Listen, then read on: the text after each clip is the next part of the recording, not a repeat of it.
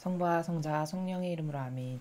하늘을 우러러 사랑을 하느님 아버지 뜻 안에서 쓰이신 예수님과 도움이신 성령님과 사랑을 성모님과 성료세 아버지와 성미카엘 대천사와 하늘의 모든 거룩한 천사들과 성인들의 전구를 청하며 기도드립니다. 사랑을 아버지, 오늘도 아버지 뜻 안에서 온 인류가 드렸던 모든 미사와 기도와 예물들과 그들의 모든 고통과 기도와 희생과 갈망들 어느 것 하나 남김없이 다 예수님과 어머니 하신 성심을 통해서 아버지의 뜻에 모두 봉헌드립니다.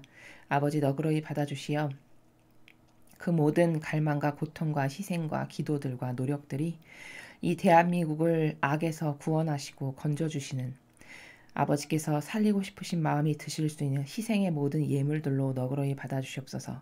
그래서 사악한 사탄이 온 인류의 사고방식을 지배한 이 마지막 시대에 대한민국에 살아가는 모든 국민들의 사고방식과 정신과 마음에 주님의 오늘 주실 거룩하신 아버지의 위대하신 진리의 빛으로 그들의 사고방식과 정신과 마음 안에 살아가는 모든 마귀를 죽여 없애시고 눈과 귀를 들을 수 있는 영혼의 눈과 귀를 주님의 거룩하신 빛으로 뚫어주시어 아버지의 위대하신 진리가 이 대한민국을 포함한 온 인류의 영혼들의 내적인 정신 세계를 지배하시고 다스리시고 차지하시는 그런 날이 하루빨리 다가오기를 하루빨리 그렇게 아버지께서 모두 이루어 주시옵기를 갈망으로 청원드립니다. 이 모든 기도 우리 주 그리스도를 통하여 비나이다. 아멘. 성부와 성자와 성령의 이름으로 아멘. 안녕하십니까. 하나님의 뜻 선교회 윤피아 수녀입니다. 오늘도 아버지께서 주신 복음 말씀 그리고 독서를 통해서 신적인 질서, 아버지 위대하신 다스림, 진리의 나라를 함께 배워보도록 하겠습니다. 2020년 1월 23일 연중 제2주간 목요일입니다. 제1독서 사무엘기 상권 18장 6절에서 9절, 19장 1절에서 7절까지 말씀입니다.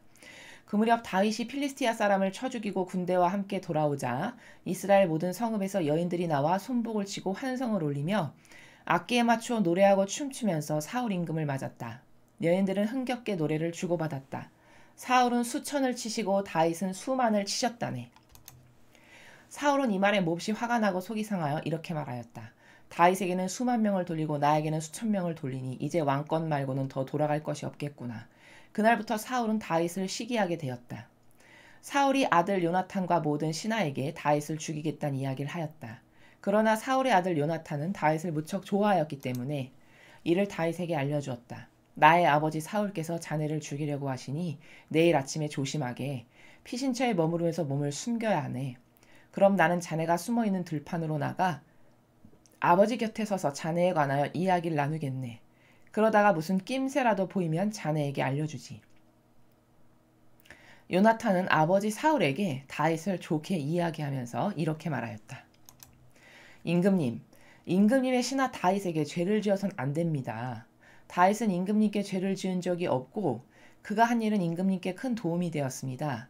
그는 목숨을 걸고 그 필리스티아 사람을 쳐 죽였고 주님께서는 온 이스라엘에게 큰 승리를 안겨주셨습니다. 임금님께서도 그것을 보시고 기뻐하셨습니다. 그런데 어찌하여 임금님께서는 공연히 다윗을 죽이시어 죄 없는 피를 흘려 죄를 지으려고 하십니까? 사울은 요나탄의 말을 듣고 주님께서 살아계시는 한 다윗을 결코 죽이지 않겠다 하고 맹세하였다. 요나탄은 다윗을 불러 이 모든 일을 일러주었다. 그러고 나서 다윗을 사울에게 데리고 들어가 전처럼 그 앞에서 지내게 하였다. 주님의 말씀입니다. 하나님 감사합니다.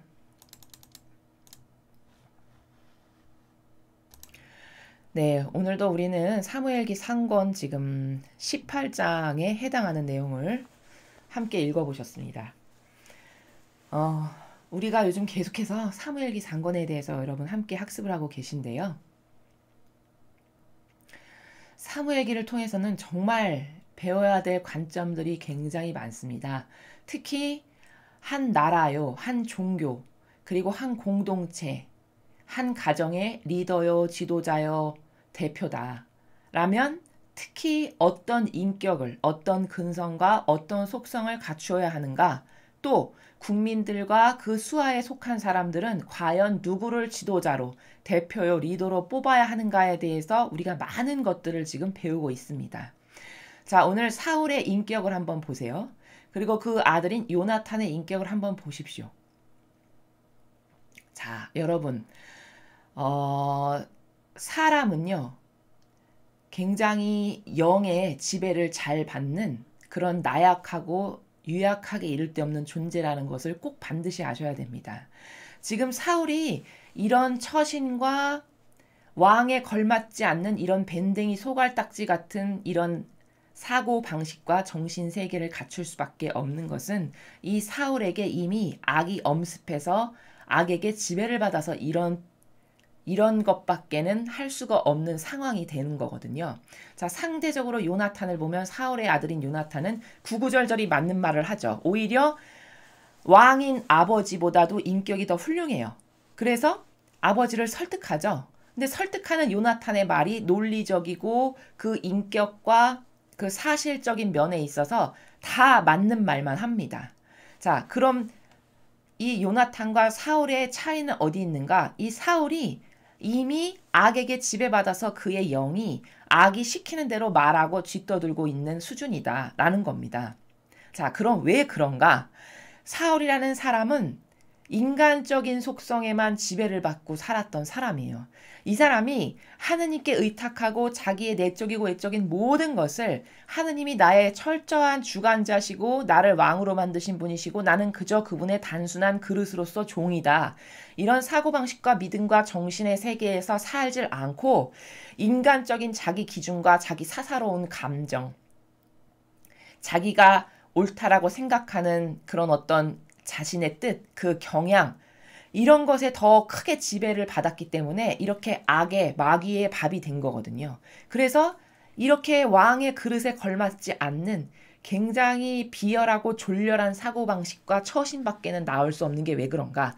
이 사울이 인간적이라고 하는 인간의 더럽고 역겨운 속성에 지배받고 살았기 때문에 하느님께 의탁하지 않고 그분께 완전히 올인해서 아버지만이 다스리실 수 있는 충직한 그릇이 되드려야 되는데 그렇지 않고 인간적인 자신의 뜻과 의지만을 따르는 그 경향을 버리지를 못해서 악의 도구로 전락해버리고 있는 과정 중에 지금 있다는 것을 우리는 사울의 이런 말과 처신과 행동의 나라와 인격을 통해서 알 수가 있는 겁니다.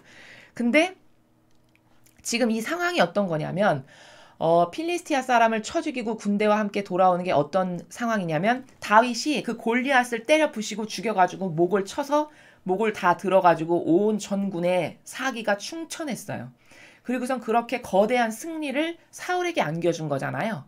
저의 주군이신 임금님 이렇게까지 자기를 낮추면서. 그러니까 사울은 이렇게 사람이 악에게 지배받으면 어떤 또라이적인 사고방식을 하게 되는 거냐면 다윗이 자기의 적이 아니에요. 사울 입장에서는. 자기가 정말 충직하게 자기에게 이렇게 잘 따르는 자기의 수하에 얼마나 충직한 부하입니까? 그럼 적군이 아니라 아군이에요. 아군 중에서도 가장 가까이 근접하게 지내야 될 충직한 자기의 왼팔과 오른팔이 돼줄 수 있는 그런 사람 중에 하나거든요. 근데 이걸 악으로 갚잖아요. 가장 자기가 사랑을 주고 그것을 인정해줘서 오히려 자기 옆에 두면 자기에게 더 좋을 사람인데 그런 다윗을 악으로 갚고 악으로 대하고 악으로 돌리는 이런 거꾸로 된 사고방식을 지금 하고 있죠. 거꾸로 된 처신을 오히려 하고 있어요. 이게 조금만 생각해보면 논리와 이론과 지성이 있다면 조금만 생각해보면 이거 계산기에 심각한 착오가 있는 거예요. 누가 이 사람을 나에게 가까이 하면 이득인가 아닌가는 이거 지금 이 상황만 봐도 알 수 있는 거잖아요. 다윗을 적으로 돌려서 좋을 게 뭐예요? 다윗이 이토록 충직하고 이토록 사울에게 잘하는데 그렇죠. 상식적으로만 봐도. 다윗 이런 사람을 이렇게 충직한 자기에게 이토록 충직하고 믿음이 좋은 하느님께 정말 충직한 사람을 옆에 두면 둘수록 사울도 덩달아서 좋아지는 거거든요. 이런 사람을 충신으로 돌보세요. 이 사람이 충고하고 이 사람이 나에게 한평생 충직하게 하면 할수록 사울의 이 왕권도 더 강력해지고 더 잘 다스릴 수 있고 하느님의 뜻대로 이 사람이 충원으로 조언해 주는 것을 잘 따라서 이스라엘 왕국을 더 거대하고 튼튼하게 굉장히 강력한 남의 나라가 쳐들어오지도 못하고 함부로 대할 수 없는 강력한 왕권의 나라로 얼마든지 만들 수 있는 건데 오히려 그런 다윗을 적으로 돌리고 적대시하죠. 이건 총 맞은 사고방식인 거죠. 이 계산이 잘못된 거예요. 그럼 이건 정상인이 이런 사고방식을 할 수가 없는 거죠. 이건 어떨 때만 이런 이상한 사고방식과 처신이 나오냐? 이 사람이 악에게 지배받았을 때만 이런 처신과 사고방식을 하는 겁니다. 사람은 이게 같은 사람인데요. 여기 보세요. 지금 이렇게 다윗을 죽이지 못해서 난리잖아요. 시기 질투에 악이 들어간 거죠. 인간적이라고 하는 경향을 버리지 못해서 사울을 한평생 쥐었다 놨다 한 건 하느님의 영이 아니라 그 인간적 경향을 버리지 못해서 마귀가 들락날락 거리는 상태예요. 영적으로 봤을 때는. 그러니까 어떨 때는 옳은 말도 했다가 어떨 때는 미친 소리도 했다가 옳은 말도 했다가 미친 소리도 했다가 이걸 왔다 갔다 하는 거죠. 지금 사울이 그런 상태입니다. 이런 사람이 나라를 다스리는 지금 왕의 자리에 앉아 있는 거예요. 그러니까 이렇게 다윗을 죽이지 못해가지고 지금 시기 질투로 눈이 멀어가지고 이렇게 으르렁거리다가도 요나탄이 와가지고 논리정연하게 콕콕 집어가지고 하느님의 은총 가운데에서 아버지 이렇게 하면은 아버지가 더 손해다라고 다윗에게 죄를 지어선 안 된다. 다윗은 임금님께 죄 진 게 없고 오히려 임금님께 큰 도움이 됐고 오히려 목숨을 걸고 그 골리앗을 쳐 죽였고 큰 승리를 임금에게 안겨주셨는데 왜 다윗을 적으로 돌리냐. 공연히 다윗을 죽여서 죄 없는 피를 흘리면 아버지에게 좋을 게 뭐냐. 이 논리정연한 이게 요나탄의 말이 다 맞는 거거든요. 가만히 듣고 보니까 맞는 말이야. 그러니까 얼마나 변덕스럽냐면 보세요. 좀 전에 죽이지 못해가지고 길길이 날뛰고 난리 폈었잖아요. 어떻게 죽일까를 모사하고. 근데 요나탄의 말을 딱 듣더니 어떻게 얘기하죠? 주님께서 살아계시는 한 다윗을 결코 죽이지 않겠다 하고 맹세했어요. 자, 그럼 여러분 여기서 이렇게 끝났냐? 사울이 변덕스럽기가 온유월 감주 변하듯이 변하는 거예요. 이 뒤에 또 읽으시면요. 이렇게 여기서 끝난 게 아니라 또 다윗을 죽이려는 일을 또 해요. 그러다가 또 충고하면 아 그러면 안 되지. 또 눈물을 흘리며 회개하고 또 그런 짓을 이런 반복적인 마귀가 시키는 충직한 도구의 역할을 왔다 갔다 하면서 하는 거예요. 자, 그럼 이거는 이제 형상을 제가 설명을 드렸습니다. 자, 이 형상을 입증할 수 있는 본질의 나라로 우리가 가서 보면 이건 왜 그러냐. 사람은 악령 아니면 성령 두 가지의 영밖에 없어요. 사람은 두 가지 영 중에 하나는 반드시 지배당하고 살아갈 수밖에 없는 존재예요. 영은 분명히 존재합니다, 여러분. 눈에만 보이지 않을 뿐이지 영은 분명히 있어요. 세례자 요한도 어떻죠? 성령에 감화돼서 성령의 인도하심을 받을 때는 올바른 말을 해요. 예수 그리스도를 올바르게 증언합니다. 근데 악이 다가와가지고 그 인간적이라고 하는 통로를 통해서 악이 들어가면 어떻게 하죠? 죽기 직전인데 자기가 물로 세례까지 줬을 때 성령이 비둘기 모양으로 내려서 예수님이 어떤 분이신지 입증하는 걸 자기 귀로 다 들었는데도 불구하고 죽기 직전에 자기 제자들을 보내서 오시기로 한 그리스도가 맞냐고 확인 절차를 거치잖아요. 이건 누가 그렇게 한 거냐?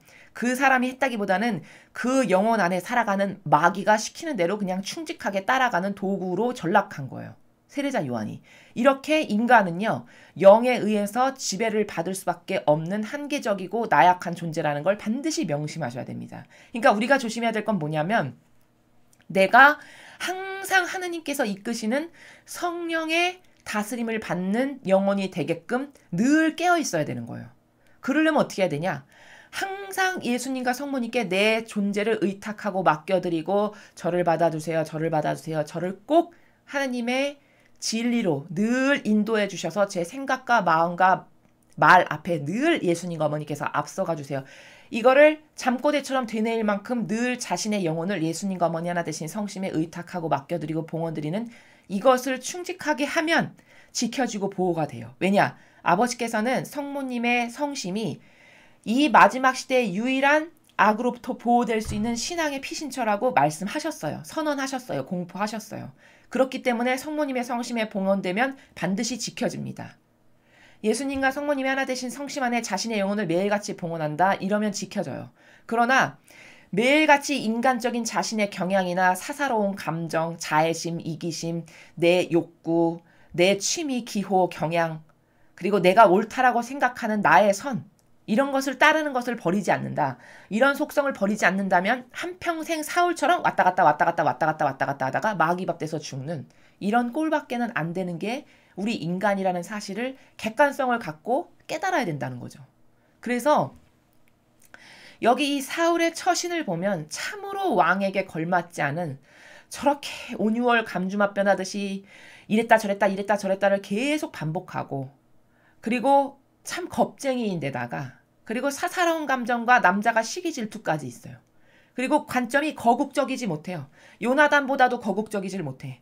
어떤 사람을 내 옆에 둬야 오히려 더 왕권이 강해지고 강대국이 되고 오히려 하느님이 더 나를 어여삐 보셔서 잘 다스실 수 있는 지혜를 나에게 줄 수 있는 힘을 줄 수 있는 사람이 누구인가? 다윗이 뻔하잖아요. 그런 존재인 걸. 자기에게 얼마나 충직해요. 다윗을 가까이 두면 자기도 좋아지는 거거든요. 근데 그런 다윗을 오히려 그러니까 이런 거죠. 사고방식이 마귀가 들어가면 가까이 해야 될 사람은 픽밥하고 박해해요. 나에게 가까이 두고 나를 도와줄 수 있는 사람을 오히려 나에게 더 유익이 될 사람인데 시기 질투로 눈 멀고 이기심으로 눈 멀면 어떻게 될까요? 그런 사람을 가까이 하면 오히려 더 내가 손해보는 것처럼 착각과 오류를 불러일으키는 사고방식, 마귀가 불러일으키는 사고방식을 따라가지고 그 사람을 더 박해하고 핍박하고 멀어지게 해요. 이게 완전 계산기가 고장난 거죠. 그리고 오히려 가까이 두면 안 돼야 될 마귀 세력을 가까이 둬요. 여러분, 사업하는 사람이 왜 망하는지 아십니까? 이게 참 지도자가 정말 중요시 여겨서 귀담아 듣지 않으면 지도자만 불행한 게 아니라 자기만 죽으면 다행이죠. 밑에 따르는 모든 국민까지 다 불행하게 하니까 정말 지도자를 잘 뽑아야 된다는 걸 제가 매일 강조하는데 이게 오늘 특별히 이 왕인 다윗과 사울을 주님께서 지금 매일 바라보게 하시기 때문에 이 참의 말씀을 계속 드리는 거예요. 다시 돌아와서 사업이 왜 망하냐면 이 사업, 그러니까 CEO라는 사람, 대표라는 사람, 리더라는 사람이 이렇게 중요한 겁니다. 자, 사업하는 사람이 주로 망하는 여러 가지 이유 중에 하나가 뭐냐면요. 자기에게 달콤하고 듣기 좋은 말을 하는 사람을 보통 가까이 둬요. 근데 여러분, 옛날 어르신들이 그런 속담 하시죠. 몸에 좋은 약은 입에 쓴 약이 몸에 좋다라는 말이 있습니다. 그러니까 그 말은 뭐냐면 그게 진리의 나라에서도 일맥상통하는데 진짜 내 영혼이 좋아지기 위해서는 나에게 쓴소리를 해주는 사람이 사실은 나를 진짜 사랑하는 사람이에요. 그렇죠? 아니, 조금만 생각해보면 이건 너무 쉬운 거예요. 아니, 여러분, 지금 같은 시대에 무슨 이득을 보겠다고 쓴소리를 하면은 다 싫어하고 다 멀리 할 텐데 그런 희생을 감수하면서까지 나에게 쓴소리를 한다? 그럼 그 사람은 나를 진짜 잘 되기를 바라고 내 영혼을 사랑하는 사람이라는 게 이렇게 입증이 되는 겁니다. 근데 반대로 여러분 매일같이 듣기 좋은 소리만 하고 알랑방구만 끼고 그냥 처신의 달인처럼 그냥 손이 발휘되도록 이렇게 싹싹거리는 사람이 있다. 일단 그 사람은 경계 대상 1호로 경계를 해야 되는 게 이게 올바른 사고방식인 거거든요. 왜일까요? 왜 나한테 그렇게 잘할까? 뭔가 받아먹고 싶은 게 있어서인 거예요. 속 의지는. 나에게서 빼앗아가고 싶은 게 있기 때문에 그렇게 입안에 혀처럼 구는 거거든요. 이게 조금만 생각하면 이성이 있는 사람이라면 조금만 생각하면 알 수 있는 거거든요. 근데 이런 정신마저도 돌아가지 않아요. 마귀에게 지배당하면. 그래서 사업하는 대부분의 CEO 대표들이 망하는 많은 이유 중에 하나가 뭐냐? 그 중에 하나가 간신을 옆에 두는 거예요. 그게 자기를 진짜 위하는 사람이라고 착각하는 거죠.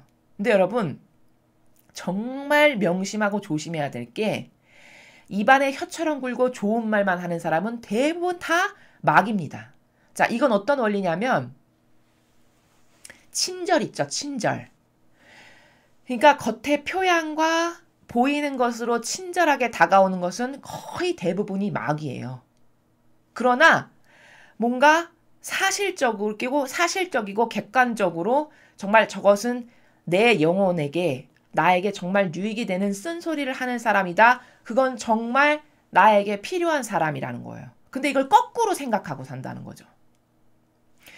이 시대에 가장 판치는 마귀가 교묘하고 유려한 마귀거든요, 여러분. 교묘하고 유려한 마귀의 특징이 뭐냐? 첫 번째가 친절로 다가온다는 거예요. 겉모습과 표양에서 친절과 온갖 좋은 제스처와 온갖 사려 깊음과 사랑 가득한 표양과 이런 것으로 다가오는 게 교묘하고 유려한 마귀의 특징입니다. 근데 그 속을 까보면 완전 마귀 굴속이에요. 이런 교묘하고 유려한 마귀가 어디 많냐? 로마 가톨릭에 가장 많아요. 그러니까 겉포양은 항상 친절하고 예의 바르고 사려 깊고 사랑 깊은 사람처럼 보이는 처신을 정말 잘해요. 자, 근데 진짜 그 영혼이 좋아지게 하려면 그 영혼을 진짜 사랑하는 사람은 어떤 사람이냐? 자, 여러분, 부모님을 보십시오. 이 세상에서 하느님을 닮은 사랑, 하느님의 그 완벽하신 사랑을 조금 닮은 게 부모 자식 간의 사랑이거든요. 근데 잘 보세요. 자, 부모님이 자식을 가짜로 사랑하는 게 아니라 진짜 그 영혼이 좋아지는 것을 정말 원해. 그럼 그런 부모님은 자식에게 주로 쓴소리를 하나요? 칭찬을 많이 하나요? 제가 알기로 대부분의 부모님들이 자식이 진짜 잘 되기를 바라시는 부모님들은, 올바로 된 정신을 가지고 계신 부모님들은 거의 쓴소리를, 호통을 많이 치시고 야단을 많이 치세요. 자, 그럼 그게 그 영혼이 미워서냐? 절대 아니죠. 이건 정반대예요. 예전에 어르신들이 그렇게 이야기하시죠. 저희 할머니도 그런 말을 많이 하셨는데, 얘 어머마, 자식이 잘 되기를 바라려면은 매를 많이 들어야 된단다, 이런 얘기 하셨어요. 그게 뭐냐? 그게 이 진리의 나라에서도 맞는 말씀이에요. 예전에 어르신들이, 할아버지 할머니들이 귀한 자식일수록 매를 많이 든다 하시죠. 그게 뭘까? 그게 진짜 사랑이라는 거예요. 사실은요. 그러니까 누군가가 내 영혼이 좋아지기를, 내가 잘 되기를 바래서 쓴소리를 많이 하는 사람이 옆에 붙어 있다? 그럼 여러분이 진짜 복받은 영혼이신 겁니다. 그리고 그런 사람을 가까이 두셔야 돼요. 아, 저 사람은 나를 진짜 진실로 사랑하는 사람이구나. 가짜가 아니라, 겉의 표양으로가 아니라. 영혼이 잘 되고 자식이 잘 되기를 바라는 부모는 좋은 것보다는 항상 쓴 고통을 많이 주세요. 그건 왜 그럴까? 그 자식이 그 고통을 딛고 일어나서 더 튼튼하고 더 강해지라고 그렇게 하시는 거예요. 그게 진정한 사랑이라는 겁니다. 하느님의 사랑이 그것과 똑같아요. 하느님이 징계를 내리시는 것은 미워서 너는 죽어서 지옥이나 가라? 이렇게 해서 징계를 내리시는 게 아니죠. 그 영혼을 사랑하시니까 그 징계를 통해서, 그 고통을 통해서 깨닫고 딛고 일어나서 과거보다 더 강하고 단단한 영혼이 되기를 바래서 그런 고통을 허락하시는 거라는 거예요. 고통의 의미는 순전히 여기 있는 거거든요. 그러니까 누가 내가 본질적으로 사실적으로 좋아지기를 원해서 나에게 그런 고통을 주는 사람이 있다면 여러분은 진짜 행복하신 분이고, 그 사람이 사실은 나를 진짜 사랑하는 사람이라는 겁니다. 인간은 이거 조금만 생각해보면 굉장히 쉬운 건데도, 이 지금 우리가 살아가는 이 세상은 혼탁한 망상과 오해와 부작용으로 가득해서 이런 기본적인 것도 모르는 세상이 됐어요. 거꾸로 주객이 전도돼서 생각한다니까요. 지금의 청소년들한테 물어보세요. 매 많이 들고 때리는 부모가 좋으냐? 용돈 많이 주고 돈 팍팍 주고 아 잘한다 잘한다 아유 우리 새끼 최고지 이렇게 하는 부모가 좋으냐 물어보세요. 그 철없고 깨닫지 못한 10대 때 애들이 갖고 있는 사고방식은 돈 많이 주고 잘한다 잘한다 하는 부모님이 당연히 좋지, 때리고 잔소리 많고 이런 부모는 다 싫어한다고요. 그게 왜냐? 정신의 성숙도가 떨어져서죠. 정신이 미완성이기 때문에 그런 거예요. 그럼 그 10대만 그러냐? 아니에요. 30대 40대 배울 만큼 배우고 대학 다 나온 이 시대에 나는 지성인이라다 하는 사람들조차도 그렇게 잔소리하고 자신에게 그러한 사람을 싫어합니다. 이게 뭐냐? 지력이 그만큼 떨어지고 저급한 거예요. 자신의 지력이 그토록 떨어지고 저급한데 자신이 지성인이라고 생각하고 산다는 이게 또 문제입니다. 이러니까 겸손이 또 없어요. 차라리 제가 항상 비유를 들면서 말하는 게 뭐냐? 이건 시골에 계시는 할머니, 할아버지나 청소부분들을 깔봐서 이런 비유를 드는 게 아니라요. 그냥 단편적 하나의 예입니다. 차라리 못 배우신 시골 노인의 순박하고 겸손하고 낮은 정신 있죠. 이게 더 위대하다니까요. 영적으로는 이분들이 더 훌륭하고 위대한 속성을 가지셨어요. 순박하고 순수한 가운데 겸손하고 정직한, 하느님이 이런 영혼들을 더 사랑하고 예뻐하세요. 그리고 그런 영혼들에게 은총을 더 많이 부으십니다. 이 시대에 잘났다라고 잘난 척하면서 대학 나오고 대학원 나온 영혼들보다. 저도 그런 분들을 더 존경해요. 그래서 사람은 자기의 꼬라지를 먼저 똑바로 알아야 된다. 내가 얼마나 하나님 보시기에 반감 들고 역겨운 존재인가.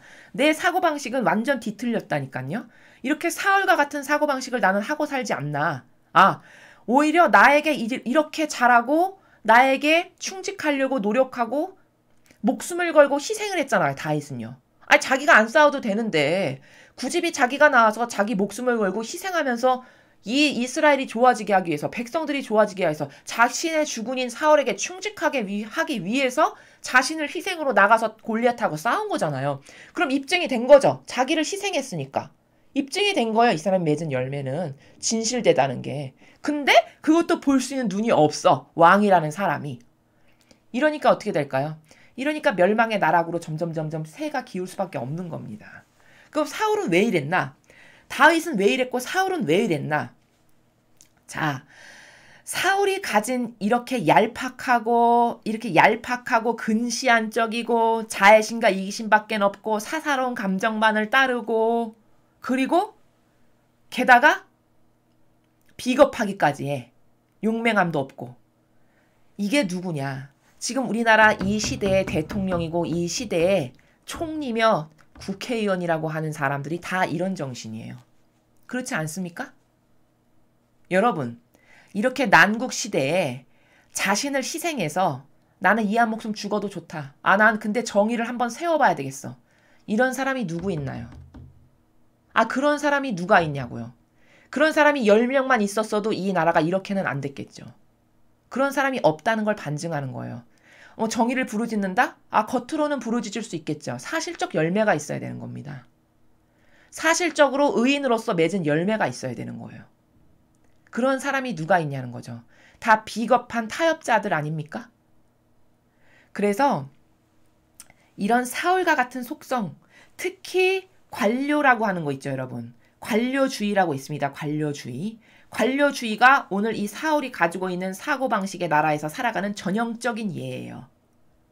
공무원 관료사회, 공직자 관료사회. 자, 여러분, 공직자나 공무원이나 이런 나라의 녹을 먹고 관료라는 이름으로 살아가는 사람들 중에 예와 아니의 속성이 너무나도 분명하고 아주 선명해서 아, 나는 이런 불의에 타협할 수 없어. 이렇게 정의에 불타올라서 아닌 것을 아니라고 박차오르고 나와서 나라를 위해서 희생의 정신으로서 선두에 앞장서서 어떤 공의롭고 정의로운 열매를 관료 중에 누가 맺었나요?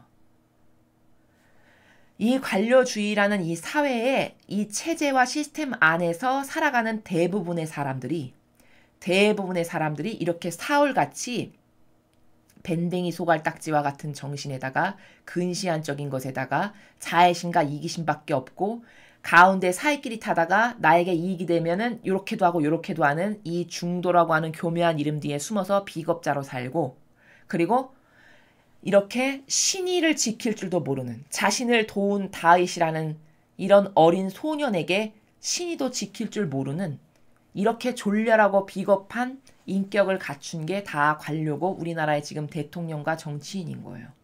이러니까 이 나라에 발전이 없고 3년 동안 디프레스 돼가지고 오히려 뒷걸음질 쳐가지고 모든 것이 다 망해가는 지금 이런 비참한 상황에 이 대한민국이 놓인 겁니다. 자, 그럼 나라만 그러냐? 교회를 볼까요? 여러분, 나라가 이 모양 이 꼴이 됐는데 정의에 불타올라서 이것은 지금 이런 좌파가 다스리는 이런 나라는 잘못된 겁니다. 이건 공정도 정의도 없는 이런 역겨운 사고방식에 지금 전 인류에서 다 망해버린 공산주의 시스템을 들여와가지고 나라를 이렇게 전체주의로 가두어가지고 다스리려고 하는 이런 교묘한 술수에 우리가 놀아나선 되겠습니까? 라고 주먹 들고 일어나서 외치는 수도자나 사제나 주교나 성직자 누가 있나요? 누가 있습니까? 아무도 없죠. 아니, 나라 멀쩡하고 잘 돌아갈 때는 촛불 들고 나와서 시위했잖아요. 모든 사제들이. 모두는 아니겠지만 거기에 동조한 사제들이 나와서 촛불 들고 시위하고 미사했죠. 자, 그런데 지금은 왜 시국미사 안 하나요? 나라가 지금 이렇게 망하기 일보 직전인데. 지금 오히려 더 시국미사를 해야 되는 거 아닐까요? 나라 멀쩡할 때는 촛불 들고 나와서 시국미사 했잖아요. 근데 나라가 망해가기 직전인데 지금은 왜 시국미사를 안 하나요? 그들의 의지가 뭐예요? 잘 망해가고 있다라는 거예요. 속의지가. 아니 그리고 세월호의 진실은 밝혀져야 된다고 그토록 오랫동안 노란 딱지 들고 나와서 수원교구의 모 주교님은 계속 시위했잖아요. 진실은 밝혀져야 된다고. 진실은 밝혀야 된다면서요. 근데 왜 지금은 진실을 밝혀야 된다라는 것을 안 외치시죠? 진실 아직 다 안 밝혀졌는데? 그럼 속의지가 뭔가요? 그때는 선동질하고 모든 사람을 헷갈리게 해서 다 충동질하고 이제는 충동질이 끝났으니까 볼일 다 봐서 안 한다는 이게 속의지 아닐까요? 이렇게 이 교회의 지도자와 리더라는 그런 직함과 직분을 가진 사람들이 정의가 없어요. 하느님의 정의가 다 죽은 겁니다. 그리고 다 어떤 사람들이 이 교회의 리더요 지도자로서 자리를 꿰차고 앉았냐면 이런 사울 같은 속성을 야리꾸리하기 이를 데 없고 역겹기 그지없는 속성을 가진 사람들이 다 이 교회의 리더요 지도자의 자리에 꿰차고 앉은 거예요. 다 변질된 거죠. 그래서 이 로마 가톨릭이 이렇게 망해가고 있는 겁니다. 3년이 지났어요, 여러분. 3년 동안 어떤 성직자가 대중 앞에 나서서 나는 옷 벗을 각오로 여기 나왔는데 도저히 이 불의한 세력에 이 끓어오르는 울분을 참을 수가 없어서 나는 가만히 앉아있을 수가 없어서 혼자 1인 시위라도 하려고 나왔습니다라고 말하는 사람 누가 있나요? 아무도 없었어요. 그저 뭘까요? 자신의 안위. 타협하지 않으면 자신도 그 세계에서 밥 먹고 살 수 없으니까 눈에 나면 안 되니까 그저 타협하는 보신주의자일 뿐인 겁니다. 이게 슬픈 거예요. 주님의 정의는 타협이 없습니다.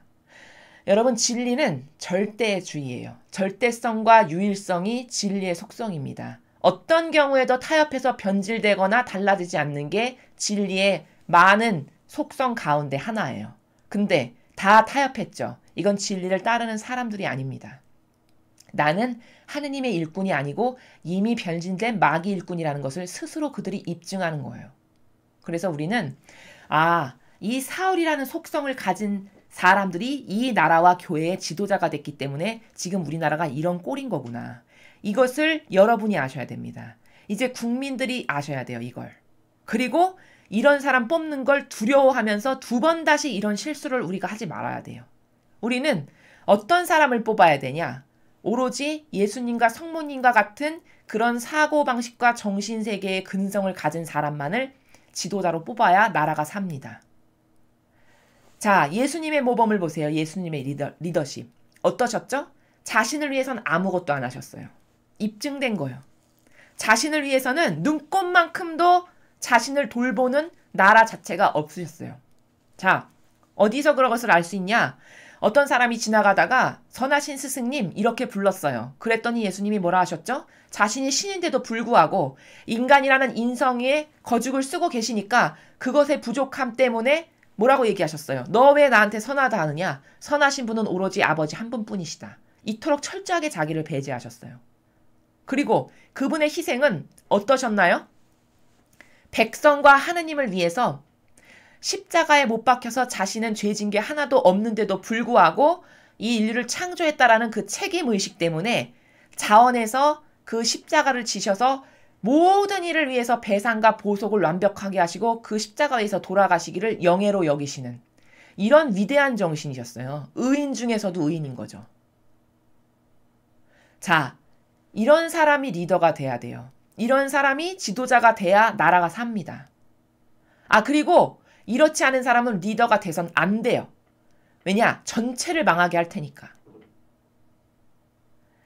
우리는 과거 이런 분을 두 분 배웠어요. 이 나라를 맨 처음에 건국하셨던 이승만 대통령과 이 나라가 이만큼 살 수 있게끔 경제적 기반의 털을 열심히 닦아 놓으셨던 박정희 대통령 두 분이 맺은 열매를 봤을 때 두 분이 훌륭한 리더요 지도자였다는 것을 우리는 후대에 와서 지금 발견하게 되는 거예요. 자, 누가 그 두 분처럼 나라를 위해서 맺은 열매가 있었나요? 나라를 위해서 자신을 희생으로 어떤 열매를 맺었냐는 거죠. 열매도 없는데 나는 뭐 나라를 위해서 이렇게 이런 말만 번지를 하는 이건 다 가짜라는 거예요. 여러분은 더 이상 그 누구의 말에도 속지 마시고 그 누구의 말에도 귀 기울이지 마시고 오로지 진리의 관점에서 이렇게 완벽한 진리의 나라에서 앞으로 분별을 하십시오. 누가 앞으로 이 나라를 번영의 국가로 이끌어가기에 합당한 리더여 지도자인가? 거긴 첫 번째, 철저히 자기가 배제된 사람이어야 된다. 여러분, 어떤 리더를 뽑았는데 자기를 위한 것이 드러난다? 그것처럼 추잡한 것이 어디 있습니까? 자기를 위한 게 눈에 보이는 리더? 이걸 누가 공경하고 존경하고 따르겠습니까? 모를 때나 속는 것이지. 그렇죠? 그래서 우리는 사울은 왜 하나님이 직접 내치셨나? 뽑으셨는데도 불구하고 이렇게 역겹고 더러운 속성을 끝끝내 버리질 못했어요. 그래서 왕에 앉히셨는데도 불구하고 끌어내리신 거예요. 상대적으로 다윗을 보세요.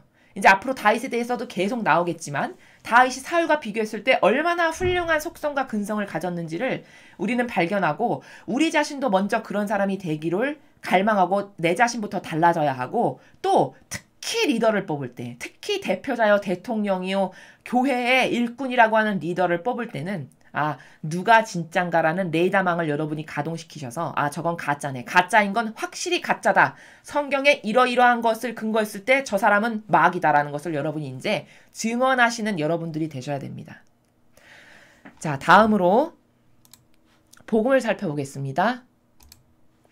마르코복음 3장 7절에서 12절까지의 말씀입니다. 주님 영광 받으소서. 그때 예수님께서 제자들과 함께 호숫가로 물러가셨다. 그러자 갈릴레아에서 큰 무리가 따라왔다. 또 유다와 예루살렘, 이두메아와 요르단 건너편 그리고 티로와 시돈 근처에서도 그분께서 하시는 일을 전해 듣고 큰 무리가 그분께 몰려왔다. 예수님께서는 군중이 주님을 밀쳐대는 일이 일어나지 않게 하시려고 주님께서 타실 거룻배 한 척을 마련하라고 제자들에게 이르셨다. 그분께서 많은 사람의 병을 고쳐주셨으므로 병고에 시달리는 이들은 누구나 그분에게 손을 대려고 밀려들었기 때문이다. 또 더러운 영들은 그분을 보기만 하면 그 앞에 엎드려 주님은 하느님의 아드님이십니다 하고 소리질렀다. 그러나 예수님께서는 그들에게 주님을 사람들에게 알리지 말라고 엄하게 이르곤 하셨다. 주님의 말씀입니다. 그리스도님 찬미합니다.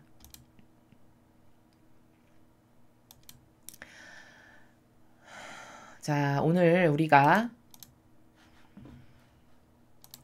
마르코복음을 통해서 볼 수 있는 것은 제자들이 이 지상에 오셔서 예수님께서 이 지상에 오셔서 어떤 일을 과연 하셨는가를 지금 우리가 보고 있습니다. 근데 여기서 우리가 발견해야 될 거는 바로 이거예요. 예수님께서 오셔가지고 했던 일들을 보니까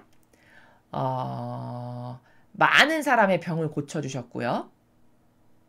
더러운 영에 들린 사람의 그 마귀의 영을 쫓아내셨어요. 그리고는 마귀에 들린 사람이 그 마귀가 나가면서 마귀가 하나님을 증언하는 거죠. 그 악령 들렸던 사람의 영혼에게서 악령이 나가면서 악령이 고백하는 거예요. 하나님의 아들, 당신은 하나님의 아드님이십니다. 이렇게 소리 지르면서 악이 나가는 거죠. 그러니까 이게 무슨 말이냐면 영은 영을 알아본다는 얘기예요, 여러분. 자, 이렇게 1차원은 1차원에 존재하는 이 사람끼리는 눈에 보이잖아요, 우리가. 마찬가지로 영이 살아가는 세계, 예를 들어 뭐 3차원이다, 영이. 그러면 영과 영은 서로 알아본다는 거예요. 그러니까 성령과 악령은 서로가 안다는 거죠. 그러니까 악령이 예수님께서 하느님의 아드님이시라는 것을 이미 아는 거예요. 그분의 그 영을. 그러니까 그 악령이 증언을 하면서 떠나가는 거죠. 이분이 하나님의 아드님이시라고. 그렇죠? 지금 그런 영의 세계를 우리가 보고 있습니다. 자, 이것을 이해하려면은 영의 나라를 좀 이해해야 되는데요. 예수님께서 이렇게 인간에게 있는 이런 병을 고쳐주시고 더러운 영을 내쫓기만 하는 게 이게 어떻게 이론적으로 이해가 가능한가. 그러니까 이것은 이런 나라예요, 여러분. 예를 들어 내가 현대차를 가지고 있어요. 근데 현대자동차를 타고 다니다가 고장이 났어요. 자, 그럼 이 현대자동차를 똑바르게 고치려면 나는 이 자동차를 어디로 가져가야 되죠? 현대자동차를 만든 그 공장에 가져가면 아무리 어떻게 고장이 났건 말건 거기서는 완벽하게 내 현대자동차를 고쳐줄 수 있어요. 왜 그럴까요? 거기가 만든 데니까. 만든 근원지니까 그 만든 근원지로 가져가면은 퍼펙트하게 고쳐서 갖고 나올 수가 있는 거죠. 자, 마찬가지로 이렇게 사람의 병을 고쳐주시고 악령을 쫓아내신다라는 것은 무슨 나라냐? 이 나라는 존재의 이 거죽 껍데기는 내 것이지만 본연의 나는 아니에요, 여러분. 본연의 나는 어떤 걸 두고 나라고 하는 거냐면 영혼을 두고 나라고 합니다. 그게 본연의 나예요. 자, 그럼 이 영혼, 본연의 나인 영혼은 누가 만들었죠? 부모님이 만든 게 아니에요. 부모님은 그냥 이 세상에 내가 나올 수 있는 도구적 역할을 했을 뿐이에요. 이 영혼은 누가 만들었냐? 하느님 아버지의 뜻에 의해 예수님께서 창조하신 거예요.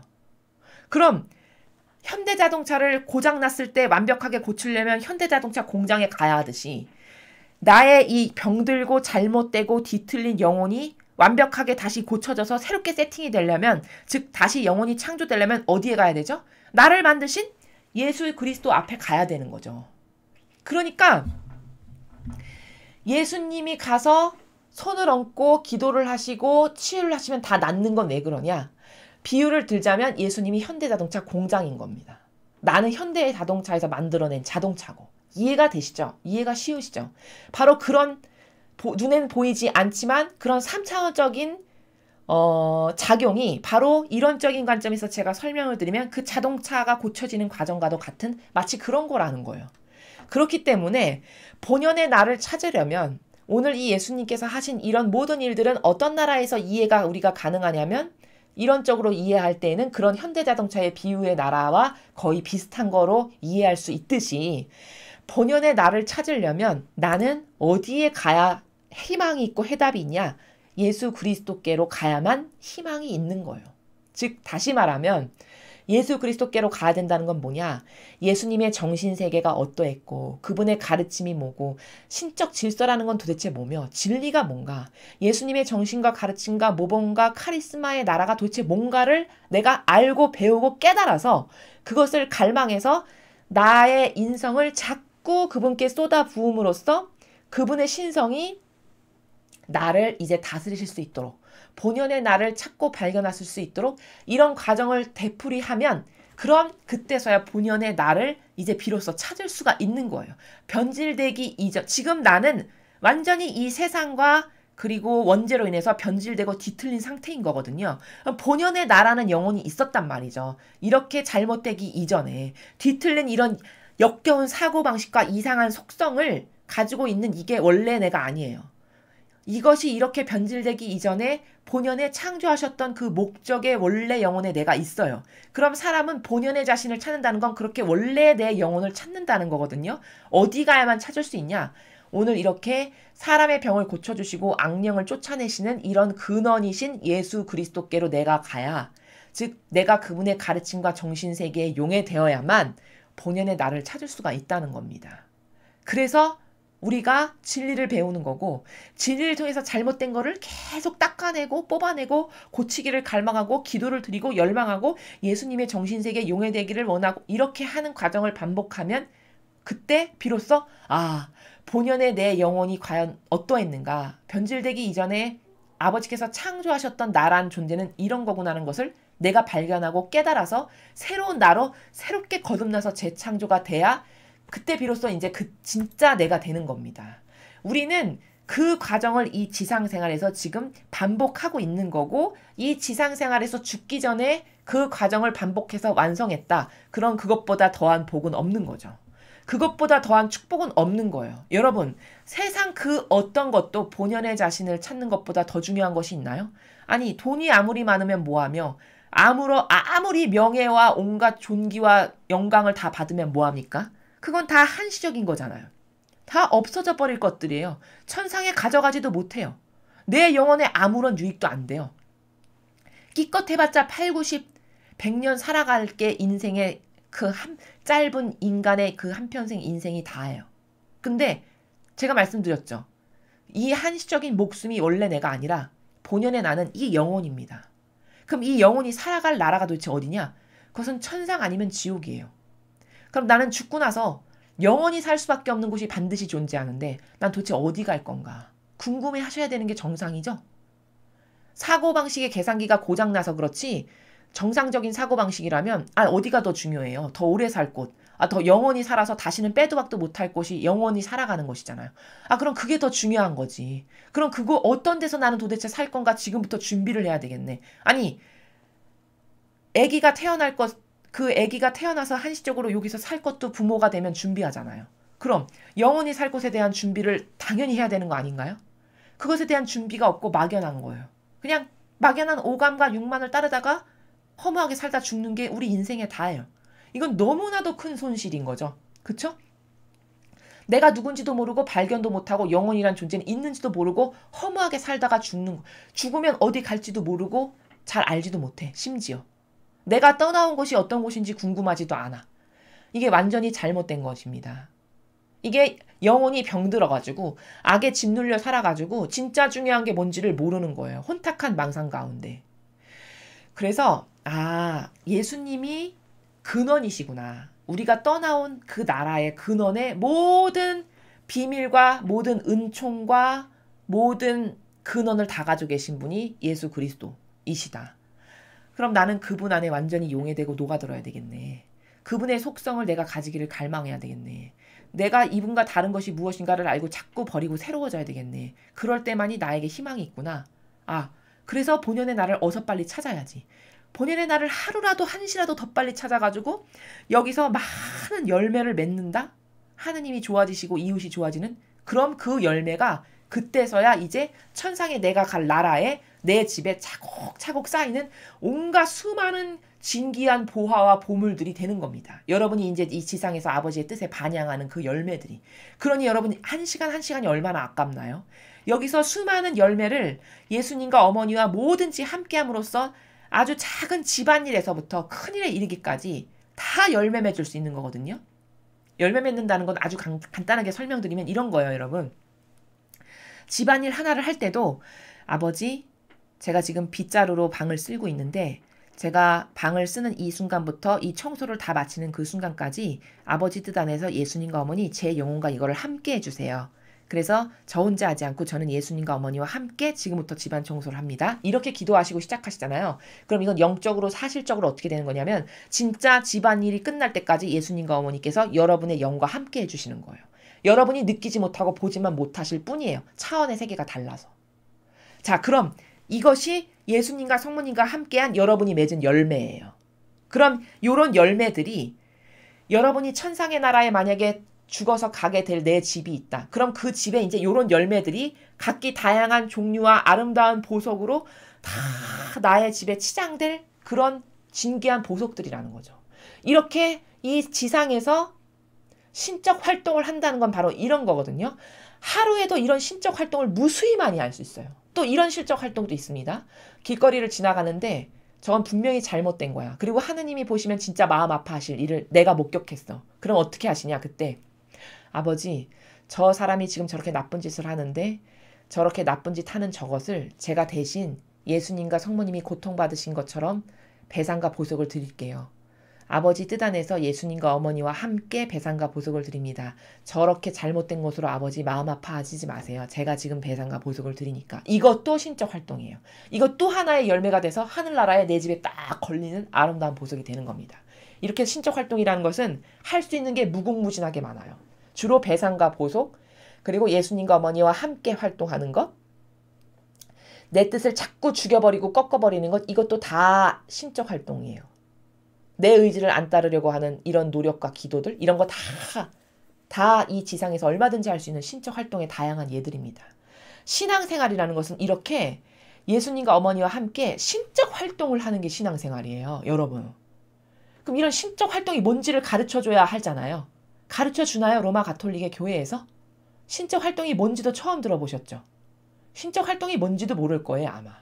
그러니까 피상적인 종교생활만 하는 겁니다. 아무 상관이 없어요. 종교생활에서 나 혼자 하는 거는.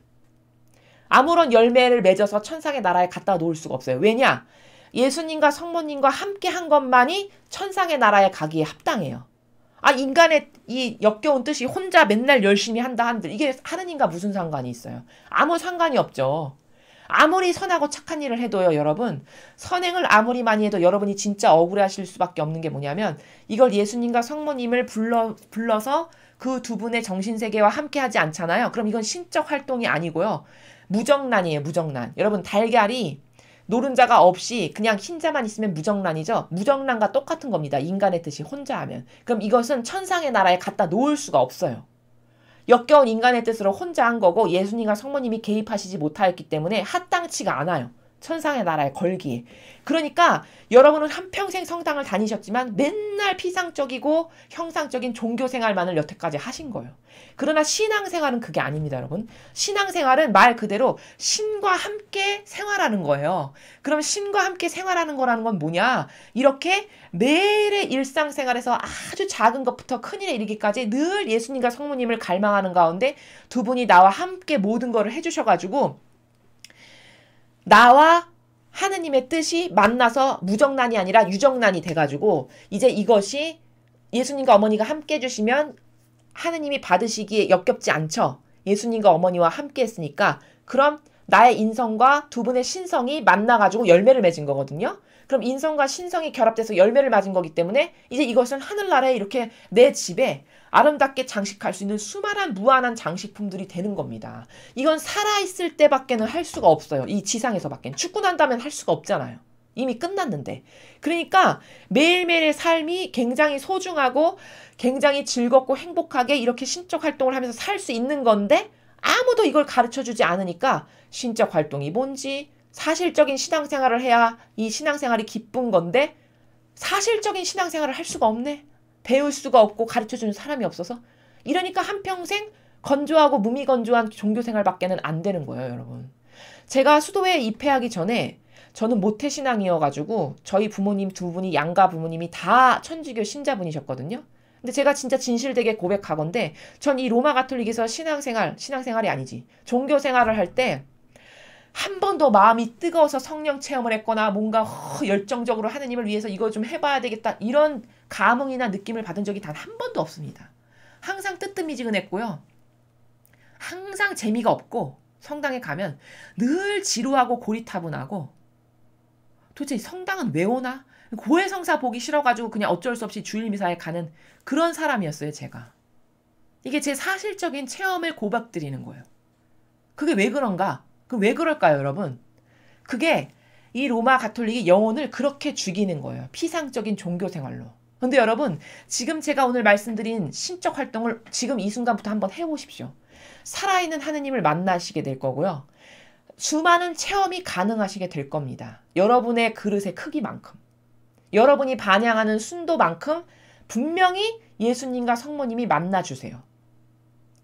그러면 점점 더 이 영역이 넓어지면서 빛이 굵어지면서 커지면서 하느님을 점점 더 많이 알게 되고 깨닫게 되고 교감하게 되고 이런 나라가 열리는 거거든요. 이게 신앙생활이에요. 하느님 아버지는 이걸 하기를 원하세요. 인류가. 근데 이걸 누가 다 가로막냐? 누가 가로막나요? 여러분 누가 가로막습니까? 내 집안 식구가? 옆집 사람이? 불교 신자가? 저 이슬람교 신자가? 아니죠. 누가 가로막습니까? 로마 가톨릭의 사제와 성직자와 주교와 수녀와 이런 수많은 자원한 봉사자들이 아버지 뜻을 가로막는 거예요. 어쩌면 몰라서 못 가르치는지도 모르겠죠. 자, 그래서 이렇게 이런 영의 작용이라는 것은 이런 본질의 나라에서만 이해할 수 있고 본질의 나라에서 다 이루어지는 작용들인데 이 본질의 나라에 대한 사고방식 자체가 아예 닫히고 막혀가지고 열리지 않았는데 어떻게 본질의 나라를 추구할 수가 있겠습니까? 이렇게 자꾸 누가 알려주고 열어주고 깨닫게 해줘가지고 아 그런 거구나 이렇게 자꾸 바라볼 수 있게끔 관점을 열어줘야 되는 거거든요. 그럼 누구나 관점을 열어주면 다 볼 수 있는 거예요. 이거는 무슨 특별한 사람만 하는 게 아닙니다, 여러분.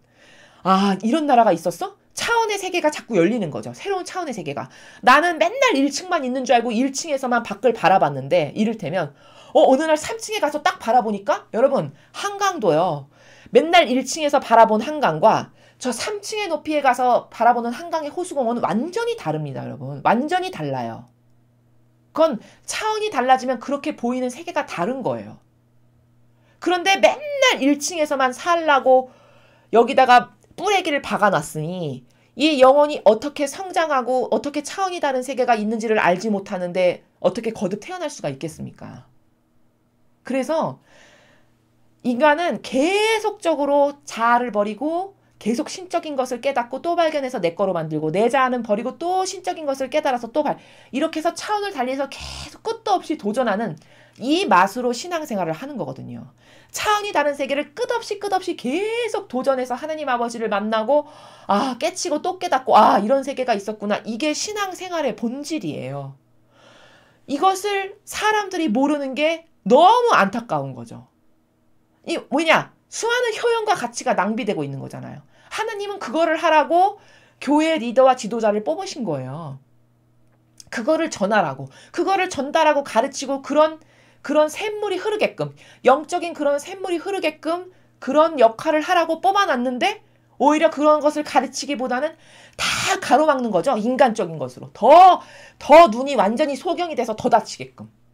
더 완벽하게 다쳐서 다시는 눈 뜨지 못하게끔 매일매일 비소를 조금씩 먹이면서 매일매일 페인트 얇은 것을 수백 년을 칠하는 것과 같은 짓을 하는 겁니다.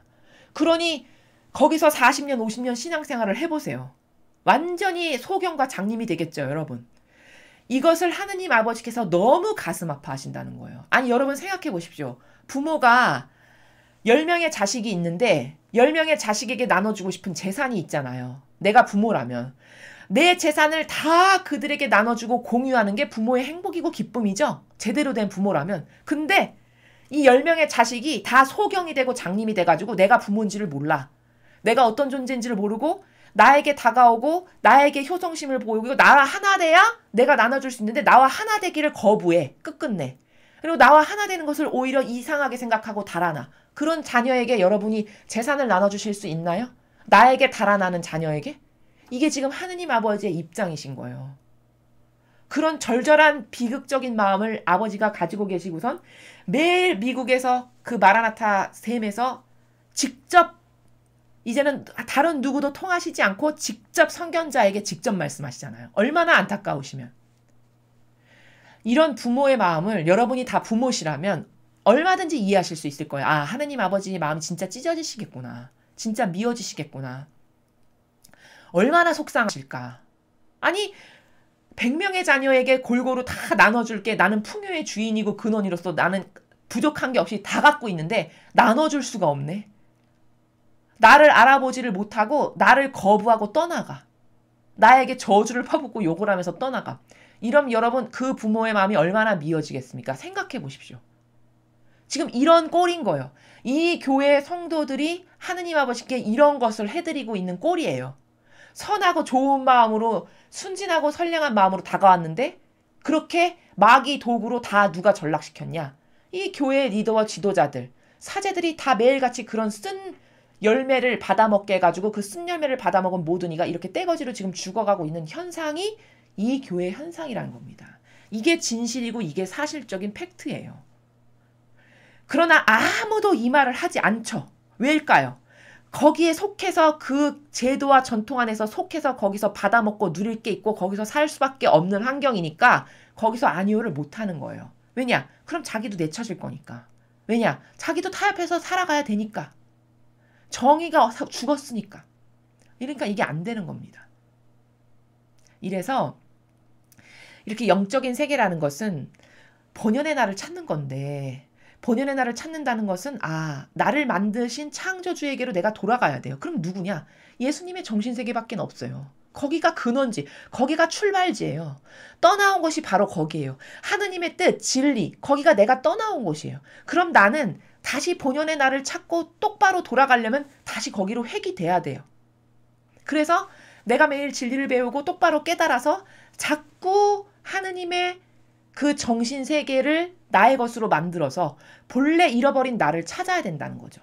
그럴 때만 여러분 각자가 고유성 가운데 하느님께서 세워놓으신 계획을 여러분 각자 안에서 다 이루어 드릴 수 있는 이런 풍요롭고 아름다운 하느님과 교감하는 삶을 사실 수 있다라는 것을 제가 말씀을 드리고 싶은 겁니다.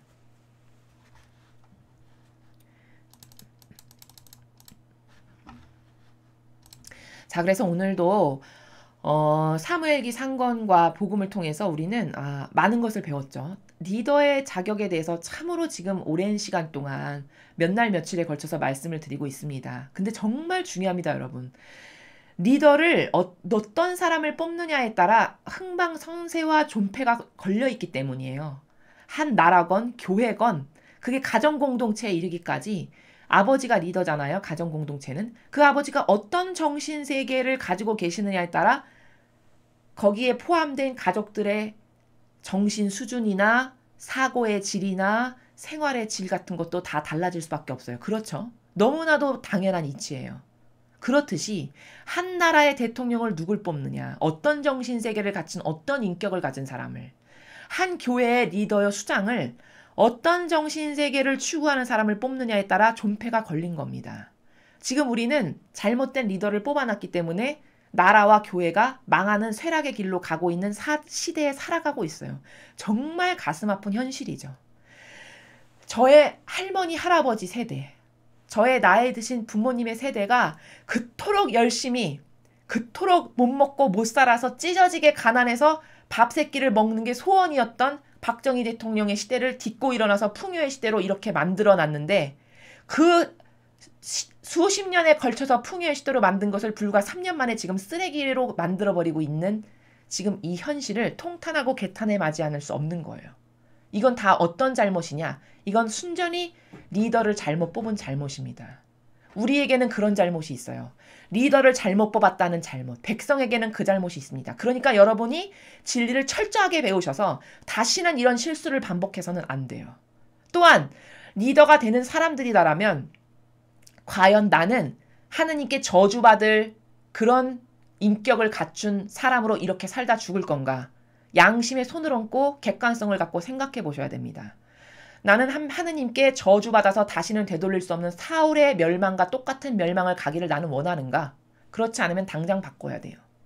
당장 자기가 가지고 있는 더럽고 역겹고 쓰레기와도 같은 이런 속성과 근성을 뜯어고치지 않으면 리더의 자리에 앉아있는 게 오히려 더 평범한 일반 국민으로 살아가는 것보다 더 불행을 자초하는 길이다. 그것은 어디에 해당하냐? 너는 차라리 나를 몰랐던 것이 더 낫다에 해당합니다. 진짜 불행한 거예요. 지금은 살아있고 목숨이 붙어있으니까 불행하다라는 게 잘 와닿지 않으시죠? 그거 잠깐입니다. 그 목숨이 살아 붙어있다라는 것 굉장히 잠깐이에요. 분명히 멸망은 하느님이 허락하시면 이 지상에서도 얼마든지 사울처럼 비참하게 멸망하게 하실 수 있는 분은 다 누구시냐? 하느님의 손안에 달려있다는 사실을 명심하십시오. 모든 리더와 지도자들은 이것을 명심하셔야 돼요. 그리고 오늘 복음을 통해서 우리는 영의 세계라는 게 뭐냐? 신적 활동이라는 게 뭐냐? 신앙생활이라는 것은 순전히 신적 활동을 하는 거다. 이 지상에서 신적 활동을 많이 하면 할수록 누가 유익이다? 여러분의 영혼이 유익입니다. 여러분의 영혼이 많은 열매를 예수님과 성모님과 같이 함으로써 맺어가지고 천상에 여러분의 집에 주렁주렁 쌓을 수 있는 것은 언제만 가능하냐? 이 지상에서 목숨이 붙어있는 이 한시적인 이 찰나의 순간에만 가능해요. 그렇기 때문에 신적 활동을 많이 하셔가지고 여러분이 많은 다양한 종류의 아름다운 열매를 맺으셔서 그런 다양한 아름다운 보석을 여러분이 이 다음에 죽어서 천상의 나라에 가실 자신의 집에 주렁주렁 쌓아놓는 그런 영혼들이 되시기를 아버지 뜻 안에서 오늘도 저도 함께 축복합니다. 이상으로 2020년 1월 23일 연중 제2주간 목요일 복음 해설을 마치겠습니다. 감사합니다.